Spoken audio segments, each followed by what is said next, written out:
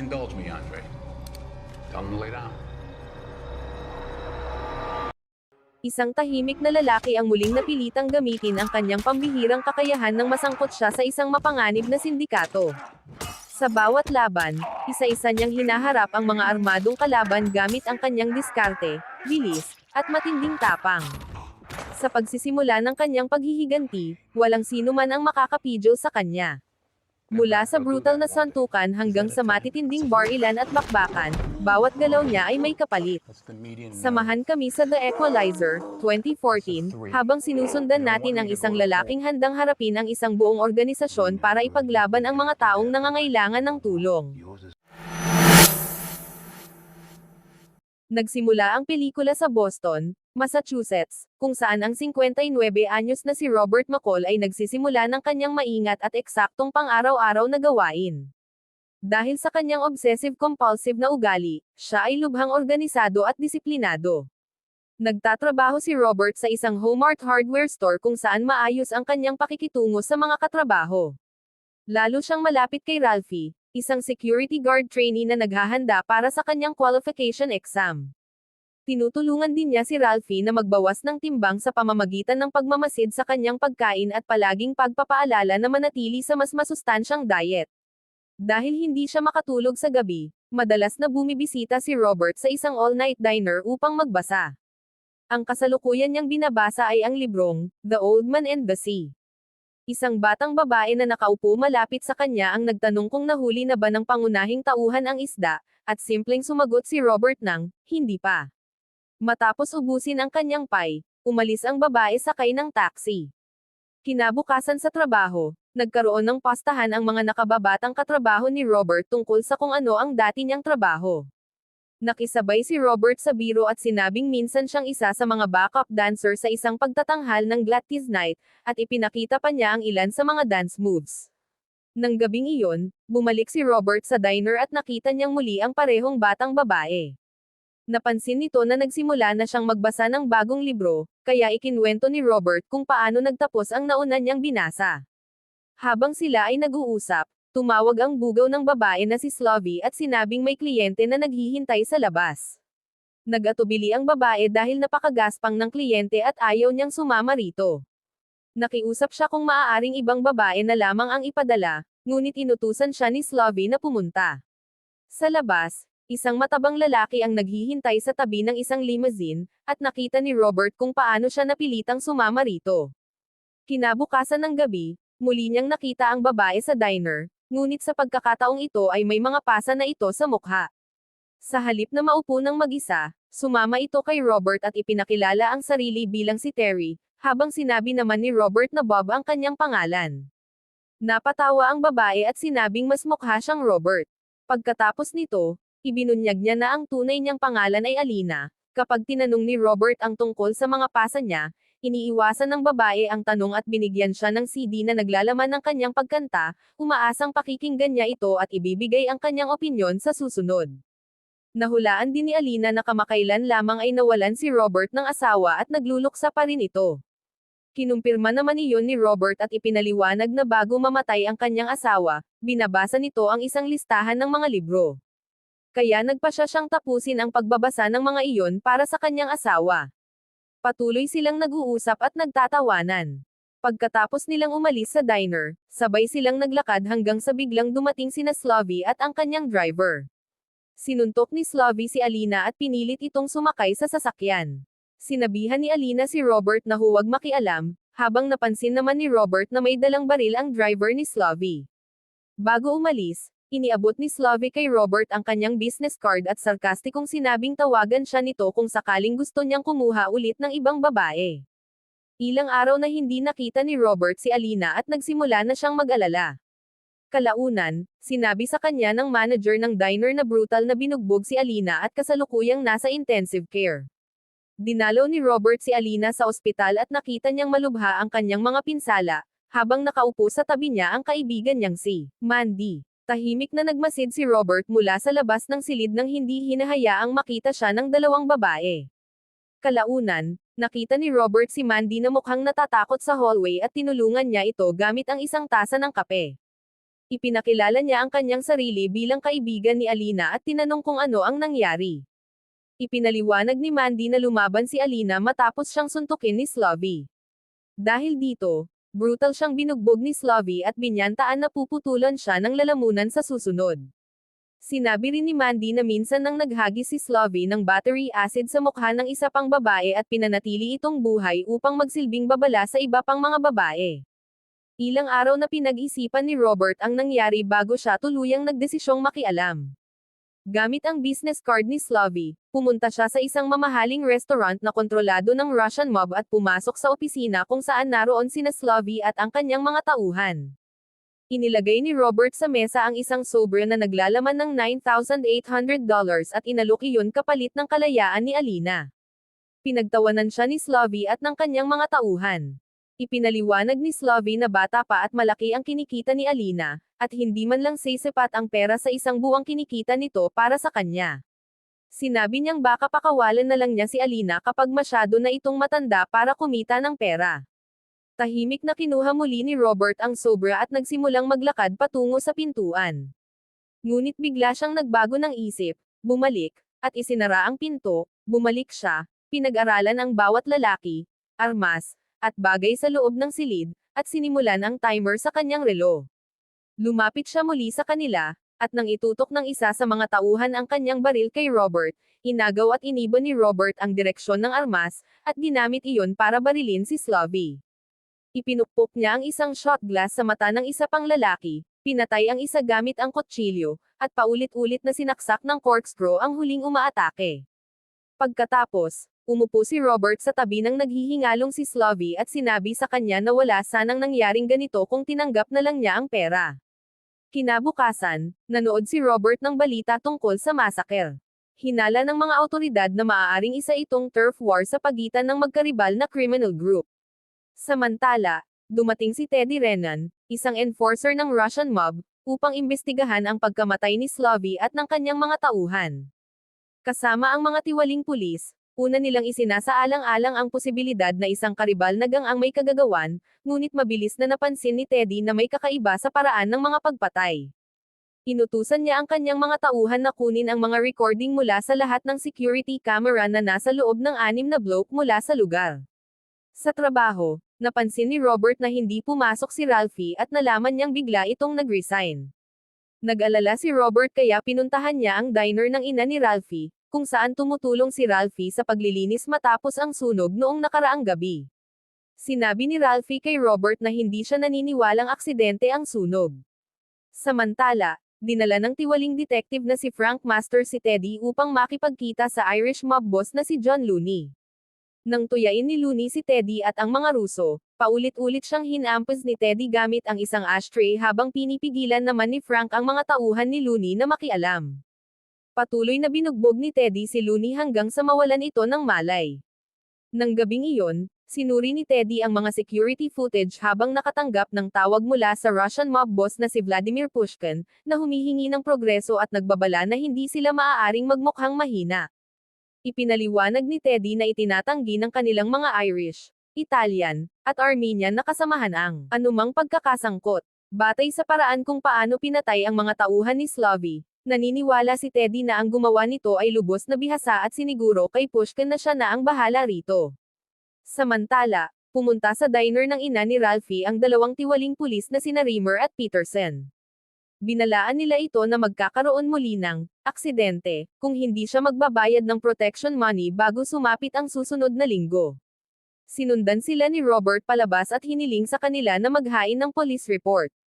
Hindi siya pinansin ng mga ito at sinabihang tumawag na lamang sa 911, hanggang sa ipakita ni Robert ang isang video na lihim niyang ni-record tungkol sa kanilang pangungutong. Binigyan niya sila ng pagpipilian, ibalik ang pera o ipakalat niya ang video sa media. Nang subukan nila siyang arestuhin, mabilis silang nilupig ni Robert. Kinabukasan, ibinalik ni Rimmer at Peterson ang pera sa ina ni Ralphie. Patuloy namang iniimbestigahan ni Teddy si Alina at pinuntahan si Mandy. Una niyang sinabi na halos hindi niya kilala si Alina, ngunit ibinunyag ni Teddy na may iba pang mga babae na nakilala na sa kanilang dalawa bilang malalapit na magkaibigan.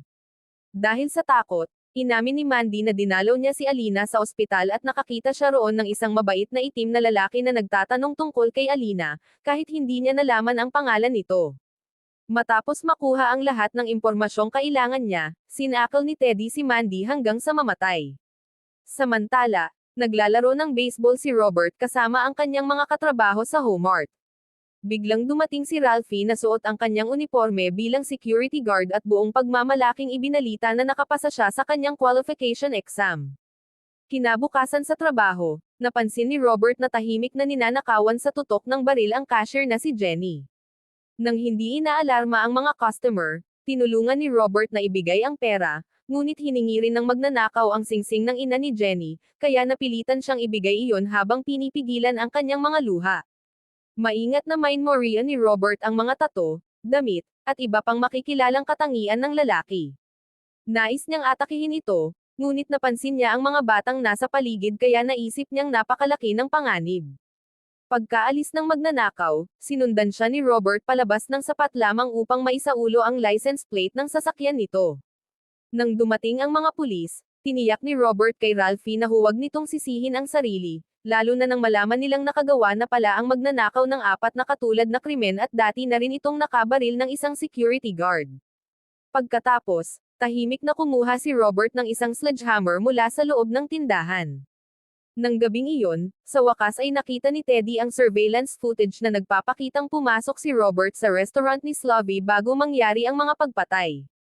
Kinabukasan ng umaga, mahinahong pinunasan ni Robert ang sledgehammer bago ito ibinalik sa shelf. Samantala, natuklasan ni Jenny na ang ninakaw niyang singsing ay nakalagay sa loob ng cash register. Nang gabing iyon, pinuntahan ni Teddy ang apartment ni Robert habang nagpapanggap bilang isang homicide detective. Matapos magtanong ng ilang bagay, ipinakita niya kay Robert ang litrato ng bangkay ni Mandy at sinabi na namatay ito matapos mahulog at mabali ang leeg. Tinanong niya kung kilala ni Robert si Mandy, ngunit sinabi ni Robert na hindi. Agad naramdaman ni Robert na may mali. Bago umalis si Teddy, humingi siya ng kanyang business card, ngunit sinabi ni Teddy na naibigay na niya ang lahat ng kanyang card. Sa mga sumunod na araw, pinasundan ni Teddy si Robert sa kanyang mga tauhan habang iniimbestigahan naman ng mga tiwaling pulis ang kanyang background. Naghinala silang maaaring nagkaroon siya ng karanasan sa militar, ngunit bawat opisyal na record na nakita nila ay malinis na malinis. Naging kumbinsido si Teddy na kahit papaano ay nabura o sadyang itinago ang nakaraan ni Robert. Isang gabi, pinagmamasdan ni Teddy at ng kanyang mga tauhan ang diner mula sa isang sasakyan sa labas, habang may isa pang lalaki na pumasok na nagpapanggap na utility worker. Napansin ni Robert na hindi tugma ang mga kamay ng lalaki sa kanyang disguise at mahinahon niyang tinanong kung may iba pa bang darating. Biglang naglabas ng baril ang lalaki, ngunit isang dumaraang truck ang hamarang sa paningin ni Teddy. Sinimulan ni Robert ang timer sa kanyang relo at agad na umatake, nilupig at pinatay ang lalaki. Pagkatapos, isinaksak ni Robert ang isang kutsilyo sa electrical outlet, dahilan upang mawalan ng ilaw ang buong diner. Tahimik siyang lumabas at ginamit ang kanyang cellphone upang kunan ng litrato sina Teddy at ang kanyang mga tauhan na nakaupo sa kanilang surveillance vehicle. Hinabol siya ng mga ito habang naglalakad, ngunit inambush ni Robert ang isa sa kanila sa dilim. Doon niya natuklasan na isa rin itong tiwaling pulis bago siya tuluyang nakatakas. Dahil alam nila kung saan nakatira si Robert, kalaunan ay pinasok ng mga tauhan ni Teddy ang kanyang apartment. Sa loob, nakakita sila ng mga palatandaang tila naghahanda si Robert na umalis ng lungsod. Ang hindi nila alam, naglagay si Robert ng mga surveillance camera sa buong apartment. Mula sa isa pang gusali sa kabilang kalye, pinapanood niya ang bawat kilos ng mga ito habang ginagamot ang kanyang tama ng bala at nagpapakulo ng honey para sa kanyang sugat. Bagamat mukhang abandonado ang apartment, hindi kumbinsido si Teddy. Tumingin siya sa paligid at napagtantong maaaring pinapanood talaga sila ni Robert. Kinabukasan, bumiyahe si Robert patungong Virginia upang dalawin ang retiradong intelligence operative na si Susan Plummer at ang kanyang asawa na si Brian. Hiniling niya kay Susan na imbestigahan si Teddy at ang mga lalaking humahabol sa kanya. Habang naghahanap si Susan ng impormasyon, nag-usap naman sina Brian at Robert tungkol sa nakaraan. Nalaman na minsan ng pekay ni Robert ang sarili niyang pagkamatay sa isang pambobomba sa kotse, dahilan upang halos lahat, kabilang sina Brian at Susan, ay maniwalang patay na siya. Gayunpaman, inamin ni Susan na lagi niyang pinaghihinalaang buhay pa rin si Robert. Pagbalik niya, ipinaliwanag ni Susan na ang mga lalaking pinatay ni Robert ay kabilang sa Russian mafia na kontrolado ni Vladimir Pushkin. Isiniwalat din niya na ang tunay na pangalan ni Teddy ay Nikolai Ikhenko, isang napakatalino at mapanganib na sosyopath na nahubog ang kakayahan noong panahon niya sa Spetsnaz. Idinagdag ni Susan na ang mga tiwaling detective na sina Rimmer at Person, na parehong nasa payroll ni Pushkin, ay natagpuang patay noong nakaraang araw. Ang kanilang mga bangkay ay pinahirapan sa paraang kahawig ng isang klasikong Russian mob execution. Binalaan ni Susan si Robert na hindi kailanman titigil ang organisasyon ni Pushkin sa paghahanap sa kanya at kalaunan ay maaari nilang pag-initin pati ang lahat ng taong mahalaga sa kanya. Kinabukasan, inambush ni Robert si Frank sa kanyang garahe at ikinandado siya sa loob ng kanyang kotse gamit ang pusas. Ikinonekta niya ang isang hose mula sa exhaust papasok sa sasakyan at pinanood habang unti-unting nahihirapang huminga si Frank. Binigyan siya ni Robert ng pagpipilian. Maaari niyang ibigay ang impormasyon tungkol sa mga operasyon ni Pushkin o mamatay siya sa loob ng sasakyan. Kalaunan ay sumuko si Frank at dinala si Robert sa isa sa mga pangunahing operasyon ng mga Ruso para sa pagbibilang ng pera, na nakatago sa likod ng tila isang butcher shop. Ang warehouse ay puno ng napakaraming pera na nagkakahalaga ng milyon-milyong dolyar. Nagpanggap silang mga pulis at nakipagkita kay Andre, na namamahala sa operasyon. Dahil naghinala kay Robert, biglang itinutok ni Andre ang baril sa kanya, ngunit mabilis siyang dinasarmahan ni Robert at inutusan ang lahat na ibaba ang kanilang mga armas. Matapos ikulong ang mga Ruso sa loob ng cold storage room, pinalaya ni Robert ang mga manggagawa at binigyan pa sila ng ilan sa pera ni Pushkin bilang bonus bago sila umalis. Pagkatapos, inutusan niya ang nakaposas na si Frank na tawagan ang mga awtoridad at sinabi sa kanya na mayroon pa siyang isang pagkakataon para gumawa ng tama. Alam ni Robert na malamang ay nagtago si Frank ng mga ebidensya laban kay Pushkin bilang insurance, kaya hinikayat niya itong sabihin kung saan nakatago ang mga iyon. Nang dumating ang mga pulis, natagpuan nila ang mga kriminal na nakakulong sa loob ng freezer, milyon-milyong ilegal na pera, at si Frank na naghihintay na arestuhin. Samantala, kinuha ni Robert ang isang USB drive mula sa safety deposit box ni Frank. Nang gabing iyon, nakipagkita si Teddy sa leader ng isang grupo ng mga Russian assassin sa isang restaurant upang pag-usapan kung paano papatayin si Robert. Maya-maya, nagpaalam ang lalaki upang pumunta sa restroom. Makalipas ang ilang sandali, mahinahong umupo si Robert sa harap ni Teddy at inilagay sa mesa ang dagwang salamin ng lalaki, malinaw na ipinapakitang hindi na ito makababalik. Tinawag ni Robert si Teddy sa tunay nitong pangalan at binigyan siya ng huling pagkakataong umatras. Binalaan niya itong kung ipagpapatuloy nito ang paghahabol sa kanya, wawasakin ni Robert ang buong organisasyon ni Pushkin. Maayos na tinanggihan ni Teddy ang banta at sinabing walang halaga sa kanya si Robert. Simple lamang ang sagot ni Robert, ipagpapatuloy niya ang nasimulan niya, bago siya tuluyang umalis sa restaurant. Sa kanyang hideout, sinuri ni Robert ang USB drive at natuklasan ang napakaraming impormasyon tungkol sa criminal empire ni Pushkin. Nakalista rito ang mga pangalan ng mga tiwaling pulis, sheriff, politiko, at iba pang taong nasa payroll ni Pushkin, kasama ang mga ebidensya ng human trafficking at iba pang ilegal na operasyon. Anonymous na ipinadala ni Robert ang mga file sa isang FBI agent, na naging daan upang maisegawa ang investigasyon na nauwi sa pagsalakay sa warehouse. Pagkatapos, pinuntirya ni Robert ang isa sa mga oil tanker ni Pushkin at winasak ito gamit ang mga pampasabog, na nagdulot ng isa pang malaking dagok sa organisasyon. Napagtanto ni Teddy na sistematikong winawasak ni Robert ang lahat ng kontrolado ni Pushkin, kaya nagbago siya ng taktika. Tinawagan niya si Robert at ibinunyag na bihag sina Ralphie at ilang empleyado ng Homart. Hawak sila ng mga tauhan ni Teddy sa loob ng tindahan at nagbanta siyang papatayin ang mga ito kung hindi makikipagkita si Robert kay Teddy sa lugar kung saan sumabog ang tanker. Sumakay si Robert sa isang city bus habang sinusubaybayan ni Teddy at ng kanyang mga tauhan ang kanyang cellphone at naghahanda sa kanyang pagdating. Ngunit nang makarating ang bus sa destinasyon nito, napagtanto ni Teddy na wala pala roon si Robert. Ginamit lamang ni Robert ang cellphone upang iliga sila. Sa galit, inutusan ni Teddy ang kanyang mga tauhan sa Homart na patayin ang mga bihag. Biglang nagsimulang tumugtog ang malakas na musika sa intercom ng tindahan. Isinama ng isang gunman si Ralphie upang tingnan kung saan nanggagaling ang tunog, ngunit biglang lumitaw si Robert mula sa dilim at nilupig siya. Pagkatapos, inilayo ni Robert ang pangalawang gunman mula sa mga bihag at nilupig din ito. Pinalaya ni Robert ang kanyang mga katrabaho at sinabi sa kanila kung paano makakatakas bago siya maghanda sa pagdating ni Teddy. Hindi nagtagal, pumasok si Teddy sa Hallmark kasama ang ilang armadong tauhan. Mas kabisado ni Robert ang tindahan kaysa sa kahit sino sa kanila. Pinatay niya ang malaking bahagi ng kuryente at tahimik na gumalaw sa madilim na warehouse, ginagamit ang mga ordinaryong kagamitan at tools bilang mga sandata at bitag. Habang magkakahiwalay na naghahanap sa kanya ang mga tauhan ni Teddy, isa-isa silang sinimulang alisin ni Robert. Pinatay niya ang isang umaatake sa pamamagitan ng pagtusok ng matalim na bagay sa lalamunan nito at sinakal naman ang isa gamit ang barbed wire.